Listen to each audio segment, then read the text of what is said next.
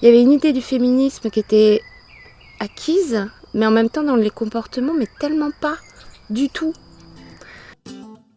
Salut à toi, bienvenue sur Brin de Cosette, un podcast où on parle un vendredi sur deux de féminisme, de rapport au corps, de politique et bien d'autres choses. Aujourd'hui, pour ce 6e épisode, on accueille Céline. Et avant de te laisser, je tiens à te préciser que Céline, c'est la fille de Josette, que tu as pu entendre dans le dernier épisode, et que leurs 2 témoignages te répondent pas mal. Donc si tu n'as pas encore écouté l'épisode 5, tu peux toujours y faire un tour. Et si tu aimes Brin de Cosette, tu peux me soutenir en le partageant avec un commentaire, un pouce bleu, ou en faisant un tour sur Tipeee. Je te mets toutes les infos dans la description et sur Instagram @brindecosettebrun avec un S, comme dans le titre. Et bien sûr, bon épisode.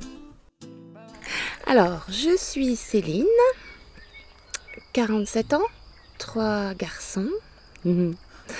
Je vis seule avec mes garçons et 2 chiennes. Non mais c'est important. Ce sont Pourquoi ? des chiennes et pas des chiens. Ouais. Parce que je n'étais pas... Enfin, les garçons étaient en surnombre à la maison, tu comprends ? Voilà. Comment est-ce que tu étais quand tu étais petite ? C'est-à-dire comment j'étais ? J'étais timide, Ouais. très très réservée. Enfin non, j'étais pas timide. On me disait que j'étais timide. Je pense que j'étais très réservée. Je bougeais pas. J'étais une petite fille très sage, très studieuse. Est-ce que tes parents, ils étaient féministes ? Ah alors là, ça c'est la grande question. C'est ce que j'ai cru pendant longtemps. Ma mère alors mes parents étaient tous les deux très...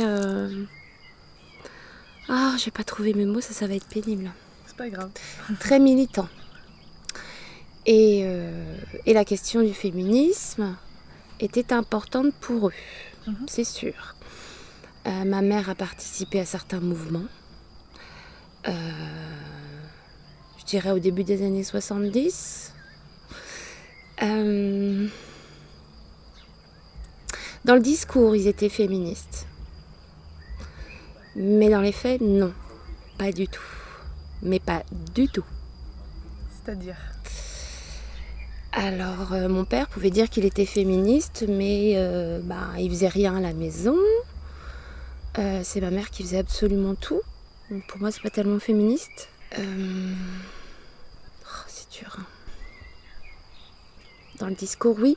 Pour moi, c'était même un truc... le féminisme a toujours fait partie de ma vie, comme presque un truc acquis. En fait, moi, je suis née à un moment où le féminisme, on en parlait beaucoup. Je suis née en 72, il y a eu 74, 2 ans après. Donc pour moi, c'était un truc acquis. Et pour moi, mes parents étaient féministes, c'est ce qu'ils disaient.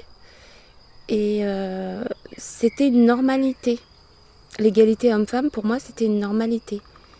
Dans le discours, dans la façon de penser, mais effectivement, avec le recul, pas du tout dans les comportements et dans ce que je vivais, moi, finalement. Est-ce qu'ils étaient féministes ? Moi, je dirais que mon père, non. Il n'était pas féministe pour un sou, il ne l'est toujours pas d'ailleurs. Ma mère, elle l'est profondément dans sa tête, mais pareil, pas dans sa façon de faire. C'est quoi pour toi le féminisme ? C'est un truc inutile. Ah, excuse-moi, je pense que tu ne t'y attendais pas, mais oui. Enfin, qui devrait être un jour inutile. Hein. Pour moi, tant que le féminisme existera, c'est qu'il y aura un souci d'égalité homme-femme. Donc à partir de ce moment-là, ça ne devrait pas exister. Et c'est dans ce sens-là que je dis que c'est inutile. Ça ne devrait pas avoir à exister. Voilà, ça ne devrait pas avoir à exister. Pour moi, le féminisme, c'est un combat.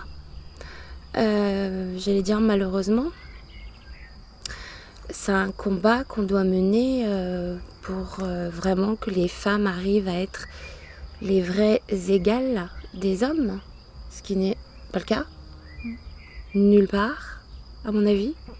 Enfin, je vois pas quel endroit de la planète les femmes sont les vraies égales des hommes. Et c'est très vaste. T'es féministe depuis combien de temps, toi ? Alors ça, j'en sais rien. justement. Je reviens à mon enfance où je pensais que le féminisme, que tout le monde était féministe, qu'en gros les hommes étaient égaux aux femmes. Donc en fait, ça aurait pas dû exister d'après ce que je viens de dire, mais je vis dans l'idée du féminisme depuis toujours, je pense. J'ai jamais découvert ça un jour en me disant oh tiens, ça existe, ce combat-là. Non, j'en ai toujours entendu parler. Quand j'étais petite, j'étais pas très combattante. Je me laissais beaucoup faire. Alors quand il y avait peut-être des inégalités avec les garçons, je pouvais pas jouer à tel jeu parce que j'étais une fille. Ça, je le remarquais, mais ça me gênait pas plus que ça. C'est bizarre ce que je dis, c'est complètement incohérent. Je m'en rends compte. Il y avait une idée du féminisme qui était acquise, mais en même temps dans les comportements, mais tellement pas du tout. Je pense que l'exemple de ma mère m'a appris qu'il fallait être un minimum, qu'il fallait que les femmes se défendent un minimum. Mais ce que j'ai fait, ce que je pensais moi au départ, c'était quand je me suis mise en couple, quand j'ai commencé à vivre avec quelqu'un, pour moi c'était une évidence qu'il fallait partager les tâches ménagères. C'était un truc hyper important pour moi. Mais je pense parce que j'avais trop vu ma mère tout faire. Donc je me rappelle que je disais qu'il fallait les dresser, les hommes. Leur apprendre tout de suite les bonnes façons de faire pour pas être embêtée plus tard. Je sais pas si j'ai réussi parce que je crois que je suis tombée sur quelqu'un qui était à peu près pas forcément féministe, mais pour qui le partage des tâches ménagères n'était pas un vrai problème, quoique. Je me rappelle de ça. Je crois que c'est venu au fur et à mesure de mes expériences. Peut-être quand j'ai réalisé à quel point autour de moi et moi-même, on se faisait avoir parce qu'on est des femmes. Alors je sais pas, pour répondre à ta question, j'ai dû l'être toujours dans ma tête, mais j'ai jamais vraiment réagi jusqu'à il y a peu de temps. Est-ce que tu as un événement qui a été marquant ou constructeur pour ton féminisme? Alors, un événement marquant. Oui, je reviens donc encore à ma mère. Son exemple a dû construire une sorte de conscience féministe. Parce que je trouvais ça pas juste, ce qui se passait chez moi. Quand j'étais petite, quand j'étais adolescente. Après, un événement marquant, non. Moi, par exemple, à l'école, on voulait pas que je joue au foot, ça m'arrangeait très bien. Tu vois, je ne serais pas allée de toute façon. Je sais pas si c'est très cohérent ce que je dis, mais quand j'étais petite, je jouais aux voitures, aux billes, ça posait pas de problème à mes parents. Après, quand il s'est agi de s'arrêter pour s'occuper des enfants, ça m'a posé aucun problème, que ce soit moi, et même j'aurais pas laissé ma place. Pas très féministe, hein. Non, je pense que c'est au fur et à mesure du temps, de ce que j'ai vu, de ce que j'ai lu, de ce que j'ai entendu. Et puis peut-être plus sur ce qui se passe ailleurs qu'en France, qui est quand même plus choquant. J'ai su ce que c'était l'excision et l'infibulation, je sais même plus comment on dit. On coud les lèvres, les grandes lèvres. Enfin, moi, quand j'ai appris que ça existait, ce truc-là, ça m'a vraiment...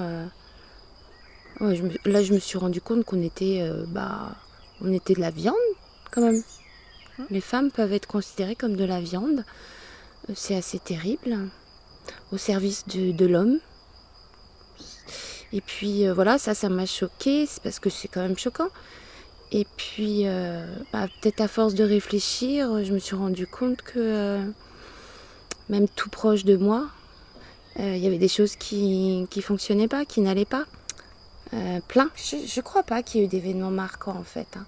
C'est venu au fur et à mesure. Et puis peut-être des conversations aussi avec certaines copines, où on se rend compte que les choses qu'on vit sont peut-être pas si normales qu'on le croyait. Surtout quand on a vécu avec des parents soi-disant féministes, tu vois. Pourquoi est-ce que tu n'aurais pas laissé ta place pour tes enfants ? Je crois, je suis pas sûre d'être très fière de ce que je vais dire, hein, mais je crois que je pensais être la personne qu'il fallait pour mes enfants parce que j'étais leur mère. Oui, très clairement, je les ai portés. Je les ai portés dans mon ventre. Il y avait une relation très animale que j'ai sentie tout de suite. Et j'aurais pas, franchement, j'aurais pas eu confiance si ça avait été le papa qui serait resté avec eux, déjà.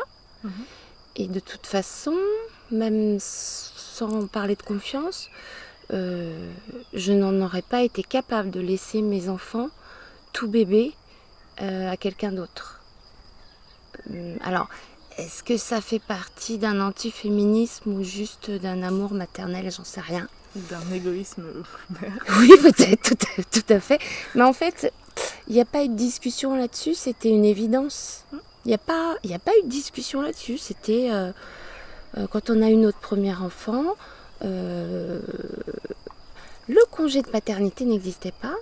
Il y avait 2 jours, je crois. Je sais plus, 2-3 jours, je crois que c'était 3 jours. Oui, je crois que c'est ça, les 3 jours. Enfin bref, c'est vrai que ça n'existait pas, les papas qui restaient à la maison en même temps.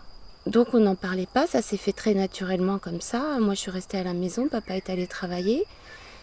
Et vraiment, moi, ça me posait aucun problème. Hein. Et je te dis, ça aurait été le contraire, ça m'aurait pas plu. Comment est-ce que tu as été maman et féministe ? Je l'ai pas été. Enfin, j'ai été maman, mais j'ai pas été féministe en même temps, je crois pas. Ah, quoique si. Si, quand même. J'ai pas été féministe dans le sens où je crois que je suis une maman qui fait tout à la place de ses enfants. Je suis pas sûre d'avoir réussi à leur apprendre que c'est pas la femme qui fait tout à la maison. Et j'en suis pas spécialement fière. Par contre, j'ai beaucoup insisté sur le respect que mes fils, puisque j'ai eu 3 garçons, j'ai insisté sur le respect que mes garçons devraient avoir envers les femmes. Je sais qu'une des premières conversations un petit peu peut-être sérieuses sur les relations hommes-femmes qu'on a eues, c'était non, c'est non. Puis tu cherches pas à savoir, ta fille, si c'était autre chose qu'elle voulait le dire, elle te le dira plus tard, c'est pas grave. Si t'as entendu non, tu n'insistes pas. Et très jeune, je pense que c'est un truc qui a dû me marquer quelque part, je ne sais pas où. Mais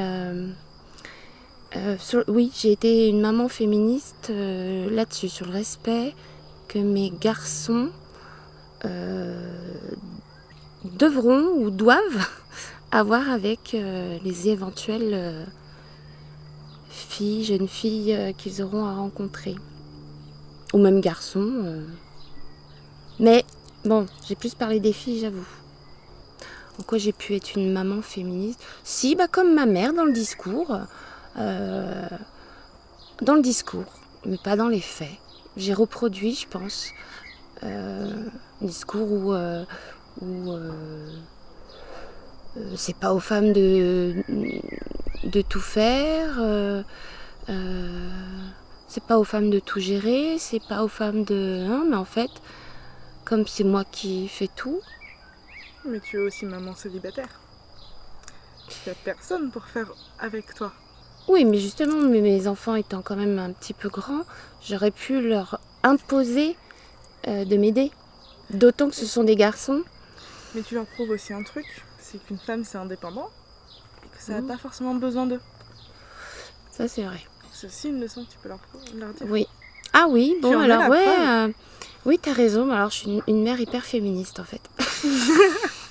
Puisque oui, au contraire même, puisque je peux leur transmettre, c'est ça, c'est que non seulement je peux me débrouiller sans homme, mais qu'en plus je suis mieux sans homme. Ah ouais, c'est pas mal ça, merci. Je m'en rends pas compte. Vu l'autre point de vue. Mais oui. Tu fais toute seule. Ouais, enfin, Impressionnant. ouais, je sais changer une ampoule, c'est vrai. Je sais gonfler mes pneus. Est-ce que tu as fréquenté des milieux militants? Militant dans le féminisme ou Ouais. militant? Militant tout court, si tu veux. Non. Non, ni l'un ni Non. l'autre, du coup. Non. Non. À part encore quand j'étais petite, donc c'est mes parents qui étaient militants. Donc je suis née dans une famille très militante, très politisée. Ça m'est resté. Par contre, non, j'ai jamais adhéré à un parti et j'avoue, j'ai pas encore éprouvé le besoin d'aller militer pour la cause féministe. Pourtant, c'est un sujet qui revient énormément avec les gens que je fréquente. Mais c'est pas du militantisme, ça. Enfin, non. Pour moi, non. Militer, c'est vraiment aller donner de soi. Si je peux aller manifester, par exemple. Dernièrement, là, je sais plus, au mois de février-mars. Non? Peut-être novembre, t'as raison. Novembre, il y a une autre toute en novembre. Ouais, bah c'est ça. J'y suis allée à la manif, mais bon, c'est tout. Est-ce que tu as un avis sur le mot mademoiselle? Alors, non, je crois pas. La chose que je peux, qui moi m'a choquée, c'est que quand j'étais jeune, on m'appelait mademoiselle et un jour, on a commencé à m'appeler madame. Là, je me suis dit, oula, j'ai pris un coup de vieux. C'est ça, mon rapport à mademoiselle. Après, j'ai pas l'impression que ce soit très important. Qu'on appelle mademoiselle ou madame. En même temps, si c'est pour l'état civil, effectivement, le mademoiselle est peut-être pas utile, parce que ça veut dire que est-ce qu'on est marié, est-ce qu'on n'est pas marié en fait. On ne demande pas ça aux messieurs. Ah bah alors je sais, non, il ne faut pas de mademoiselle du coup. Sur les papiers, mais sur les papiers. Dans la vie, ça dépend comment c'est employé. Il y a des mademoiselles qui peuvent être très irrespectueux, alors qu'il y en a d'autres qui posent pas de problème. Ça dépend qui le dit et comment c'est dit. Si c'est de la drague lourde, on peut s'en passer. Mais d'ailleurs, le mot madame ne changera pas grand-chose. Pour moi, c'est juste une question d'âge. Madame, mademoiselle. Donc c'est pour marquer l'âge. Alors est-ce que c'est grave? Je sais pas. Ce à quoi je pense là, c'est que pour les hommes, il n'y a pas de distinction. Dans la langue française, elle existe, mais elle n'est pas utilisée du tout. Jamais, nulle part. Ce serait damoiseau? Damoiseau. Oui, non, on utilise très peu damoiseau. Et pourtant, c'est joli. Oui, c'est joli, oui. Oui, donc du coup, c'est inutile, puisqu'on n'utilise pas damoiseau. Ou alors, il faut utiliser damoiseau aussi, c'est tout. Okay. Pour moi, c'est comme ça. Ah là, c'est clair et net. Très bien. Est-ce que tu as un avis sur MeToo? Alors, je comprends tout à fait les motivations de ce mouvement. Effectivement, quand on est victime de harcèlement, c'est ça, hein, c'est le harcèlement. On n'est pas beaucoup écouté. Si on va au commissariat, j'imagine que il se passe pas grand-chose, même quand on porte plainte, même quand il y a plus que harcèlement, quand il y a des coups. C'est pas facile d'être vraiment prise en compte. Donc ouais, je peux comprendre la colère et puis l'envie de balancer ça parce que tous ces mecs qui en profitent parce qu'ils finalement ils savent qu'il n'y aura aucune poursuite, ils peuvent faire ce qu'ils veulent en toute impunité, il y en a peut-être marre. Donc ouais, je comprends dans ce sens-là. Par contre, moi j'ai toujours peur des dérives. Et je me dis attention, faudrait pas qu'on en profite pour dénoncer tout et n'importe quoi tout le temps.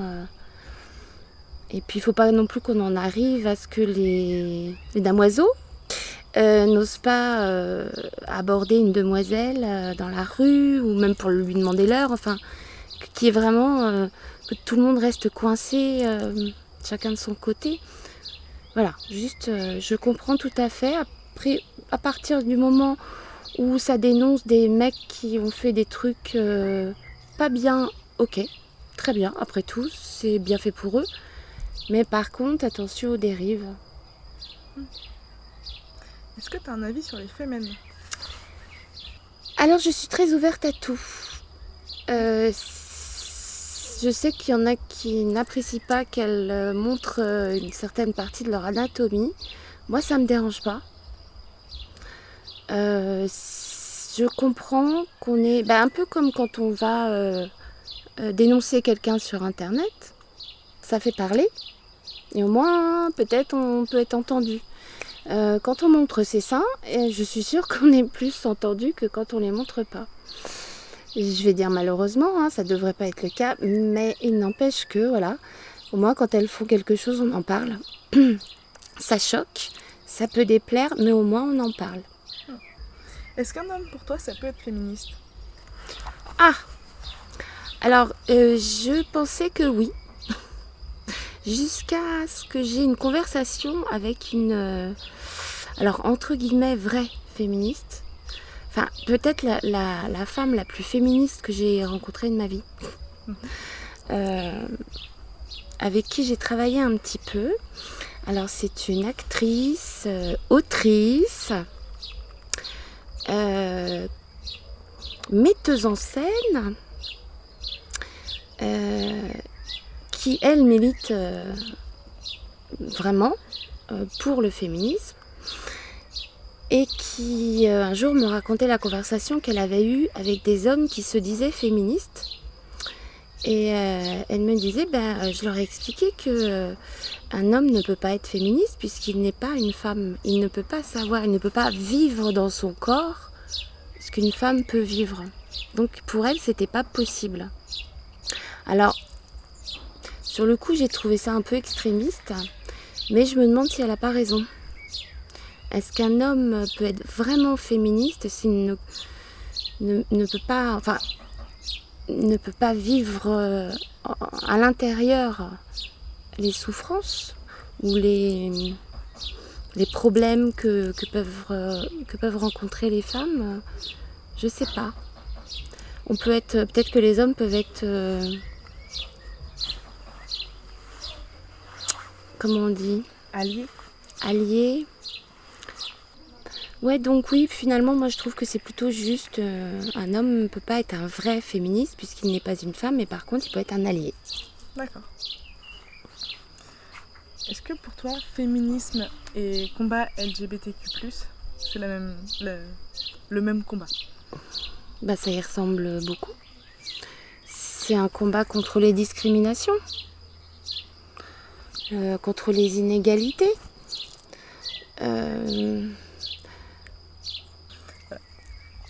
C'est quoi ton rapport à ton corps? Oula. Alors, celui-là, si je pouvais ne pas l'avoir, je peux te dire que je m'en débarrasserais vite fait. Ton corps ou Mon corps. Non, la question ne me gêne pas, par contre, mon corps, beaucoup. Non, j'ai jamais aimé mon corps. Et ça, je suis bien persuadée que c'est parce que je suis une femme.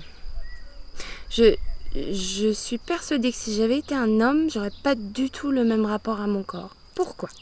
Eh bien, comme beaucoup, j'ai dû grandir avec l'idée qu'il fallait être belle. Intelligente, bon, oui, ça peut être mieux, mais il faut être belle quand même. Et je ne me considérais pas du tout comme étant belle.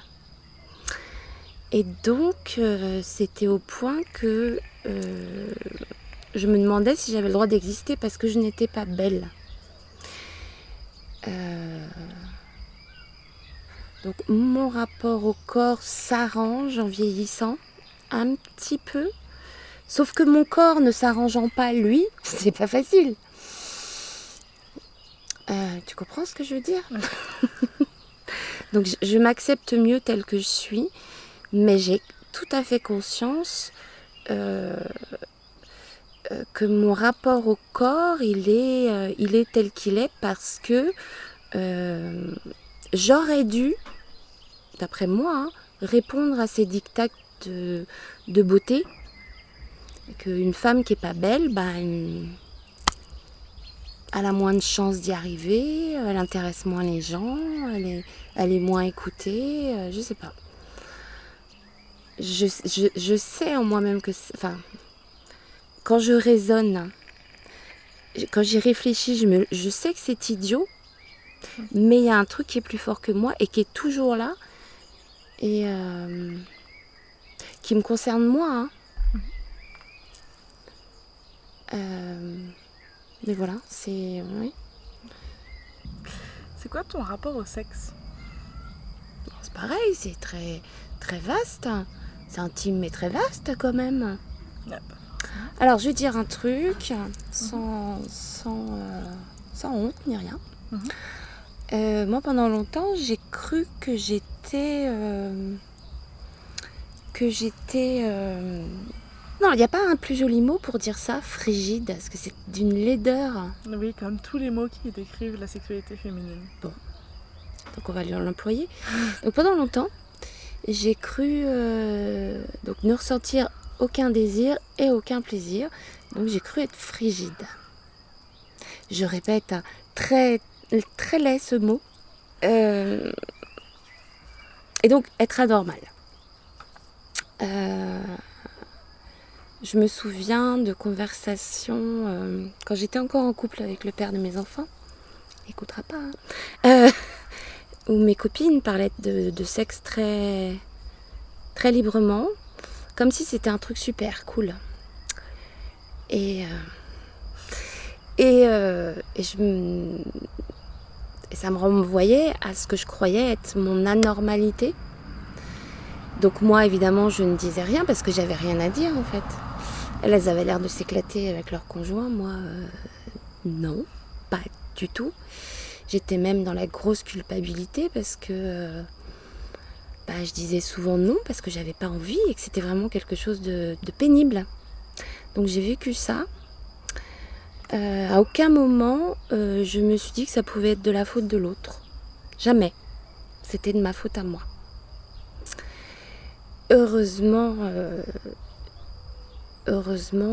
j'ai vécu d'autres choses. Je me suis rendu compte que non, je n'étais pas anormale. Je suis tout à fait normale.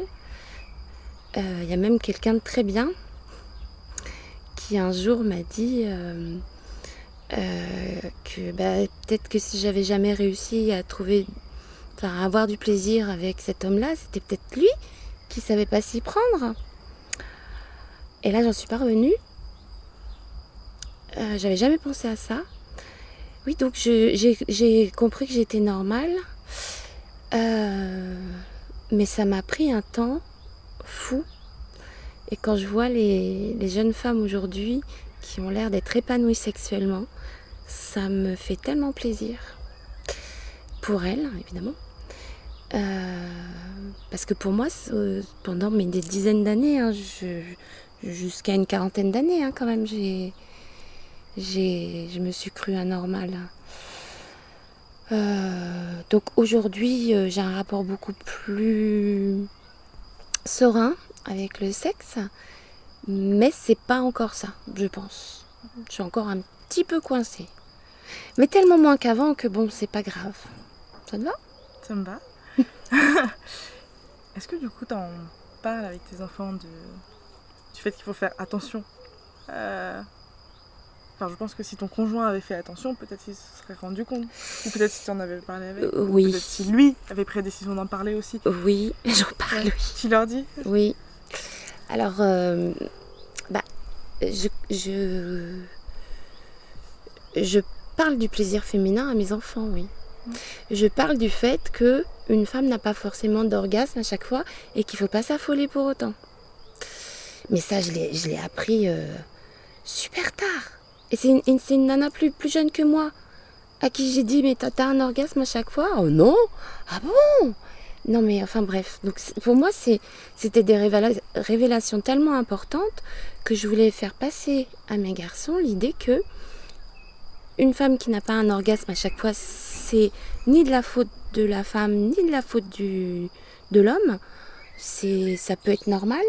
Alors après il peut y avoir d'autres choses qui sont pas normales, j'en sais rien, mais en tout cas, un orgasme féminin à chaque fois, c'est pas forcément possible. Enfin, je crois. Je leur ai expliqué la fonction du clitoris. Ils sont bien. Ils aiment pas trop ça. Alors, mais moi, ça me paraît important. Mais très jeune, on a parlé de sexualité. À chaque fois qu'ils me posaient une question, j'y répondais.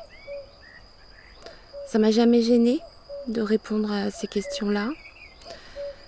Je me suis toujours dit que s'ils posaient les questions, c'était qu'ils étaient en âge de comprendre. Après, avec l'adolescence, ça pose moins de questions. Mais par exemple, quand un de mes fils a eu sa première vraie relation, il m'en parlait un petit peu. Et moi, je crois que de moi-même, j'allais un petit peu plus loin pour lui expliquer certaines choses. Vraiment, comment ça fonctionne une femme. Est-ce qu'actuellement, tu te définis comme féministe? Mais je crois que j'ai pas le choix. On peut pas être non féministe. Surtout quand on est une femme. Enfin oui, quand on est une femme, on peut pas être non féministe. Ou alors ça veut dire qu'on vit dans une bulle, je sais pas, on se rend compte d'absolument rien de ce qui se passe autour de soi. Je sais que ça existe, hein, mais je me dis quand même que les femmes qui ne sont pas féministes pour un sou, c'est que vraiment elles vivent dans un rêve, enfin j'en sais rien. Elles sont absolument pas conscientes de quoi que ce soit. Donc moi je pense que j'ai pas le choix. Je suis féministe parce que je suis une femme. Et puis qu'en plus, alors moi je suis féministe par le discours plus. Et ce qui me paraît important, c'est justement la transmission aux plus jeunes. Donc oui, je suis féministe, mais pas par choix, par obligation de naissance. Est-ce que pour toi, le féminisme, c'est politique? Alors c'est quoi la politique dans ces cas-là? Moi je dirais non. Non.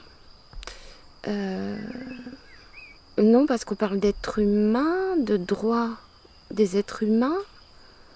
Là, en l'occurrence, de droits d'êtres humains qui n'auraient pas le même sexe. Mais c'est la nature. La nature n'est pas politique. Enfin, c'est une question politique de fait aujourd'hui, parce qu'on est obligé d'en passer par la politique pour que les choses avancent, mais encore une fois, ça ne devrait pas. Mais je suis peut-être un petit peu... Je suis très naïve et très utopique aussi. Hein. C'est plus idéaliste que naïve. Peut-être, je sais pas, mais ouais, l'essence du féminisme ne devrait pas être politique. Mais on est obligé de passer par la politique pour faire avancer les choses. Quelles sont tes actions féministes au jour le jour? Alors,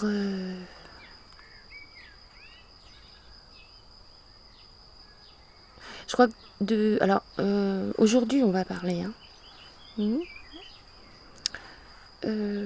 C'est plus dans les discussions. Y a des choses que je ne laisse plus passer. Jusqu'à peut-être en devenir un petit peu pénible pour certains. Les fils d'eux, c'est insupportable.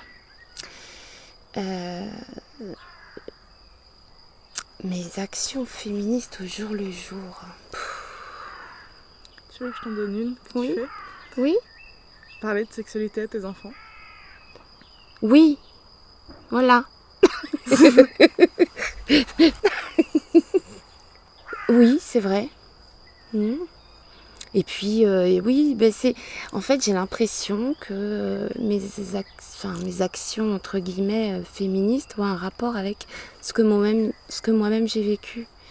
Parce que peut-être que comme j'ai vécu certaines choses, je me permets d'en parler et d'expliquer et de dire fais attention à ça. Sur la violence faite aux femmes, je l'ai vécu. Et je sais ce que c'est. Et avec mes garçons aussi, on en a beaucoup parlé de ça. Alors, est-ce que c'est vraiment un acte féminisme ou c'est quelque chose qui m'est très personnel en tant que moi, mais pas forcément en tant que femme, je sais pas. Sinon, à part ça, je sais pas. Bah, partager des trucs féministes sur Facebook, c'est pas très... Je suis pas sûre. Hein. C'est une petite goutte d'eau. Oui, voilà. Vraiment une toute petite goutte d'eau. Ouais, mais t'es pas la seule à le faire. Non. Ça fait beaucoup de gouttes d'eau après. Et puis montrer, montrer ces choses-là. Oui, faire découvrir des artistes féministes. J'aime bien. Alors, justement, là, j'ai un souci parce que j'ai un exemple dans la tête. Quand j'ai découvert Blanche Gardin, notamment son sketch où elle parle de fellation, j'ai trouvé que c'était hyper féministe. Et je l'ai fait écouter à des hommes qui en restaient bouche bée, comme s'ils découvraient un truc, comme s'ils disaient « Ah ouais, oh mince, j'avais jamais pensé ». Est-ce que tu as un exemple de personne inspirante pour ton féminisme? Femme, homme, non-binaire, autre, personnage de fiction? À part toi, tu peux dire? Pas vraiment.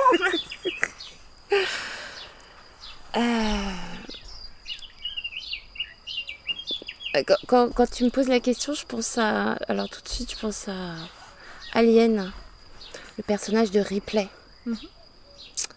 que j'adore. Alors je sais pas si c'est vraiment un personnage féministe, mais en tout cas c'est une femme qui se laisse pas faire, qui gagne sur tous les autres mecs, et même sur la grosse bébête méchante. Et j'aurais adoré être comme ça. Alors pas vivre les mêmes choses qu'elle, hein, mais avoir cette confiance en soi et ce... Mais je suis pas sûre qu'elle soit féministe. Et en personne réelle, du coup? Personne réelle.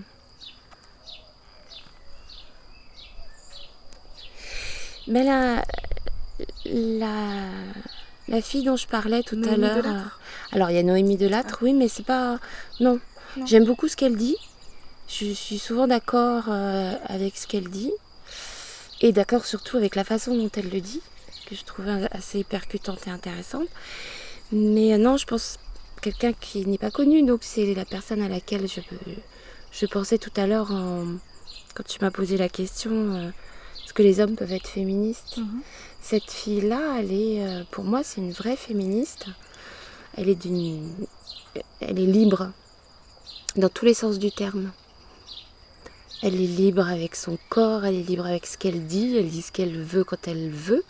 Enfin, elle n'est pas non plus complètement asociale, mais c'est quelqu'un de libre et qui s'assume totalement et qui défend ses idées.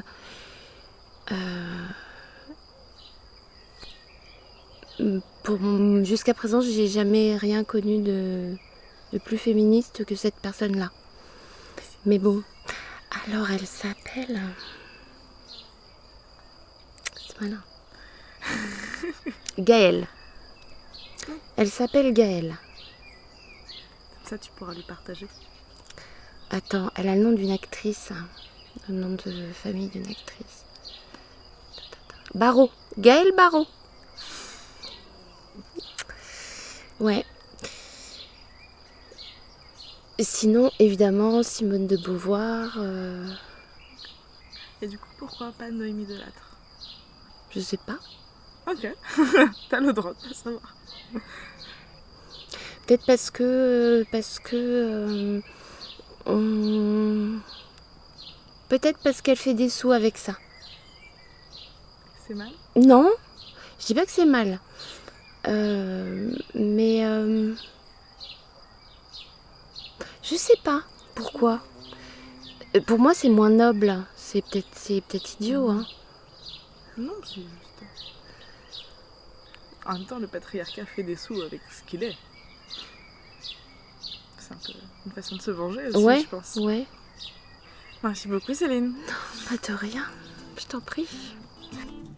Merci à toi d'avoir écouté cet épisode. Si tu as des questions ou que tu aimerais passer à mon micro, retrouve-moi sur Instagram ou dans les commentaires. N'hésite surtout pas. Et bien sûr, à dans 2 semaines. Bisous!